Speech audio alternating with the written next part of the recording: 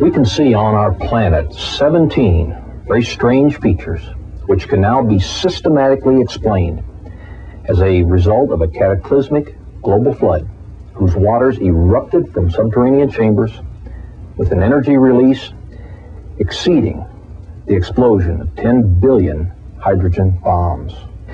This explanation shows us just how rapidly major mountains formed. It explains the coal and oil deposits, the rapid continental drift, why on the ocean floor there are huge trenches and hundreds of canyons and volcanoes. It explains the formation of the layered strata and most of the fossils, the frozen mammoths, the so-called ice ages, and major land canyons, especially the Grand Canyon.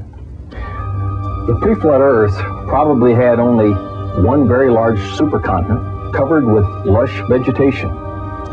There were seas and major rivers. The mountains were smaller than today's, but perhaps 9,000 feet high. According to the hydroplate theory, the pre-flood Earth had a lot of subterranean water, about half of what is now in our oceans. This water was contained in interconnected chambers, forming a thin spherical shell, about half a mile thick, perhaps 10 miles below the Earth's surface. Increasing pressure in the subterranean water stretched the crust, just as a balloon stretches when the pressure inside increases.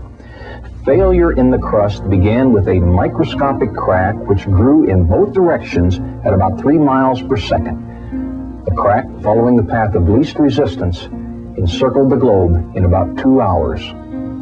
As the crack raced around the Earth, the overlying rock crust opened up like a rip in a tightly stretched cloth. The subterranean water was under extreme pressure because of the weight of the 10 miles of rock pressing down on it. So the water exploded violently out of the rupture. All along this globe-encircling rupture, fountains of water jetted supersonically, almost 20 miles into the atmosphere. The spray from this enormous fountain produced torrential rains, such as the Earth has never experienced before or after. The Bible states that all the fountains of the great deep burst open on one day. And it describes these events about 5,000 years ago, which we can now tie together scientifically. Some of the water jetting high above the cold stratosphere goes into supercooled ice crystals and produce some massive ice dumps, burying, suffocating, and instantly freezing many animals, including the frozen mammoths of Siberia and Alaska. The high-pressure fountains eroded the rock on both sides of the crack, producing huge volumes of sediments that settled out of this muddy water all over the Earth. These sediments trapped and buried plants and animals, forming the fossil record. This erosion widened the rupture. Eventually, the width was so great that the compressed rock beneath the subterranean chamber sprung upward, giving birth to the mid-oceanic ridge that wraps around the Earth like the seam of a baseball.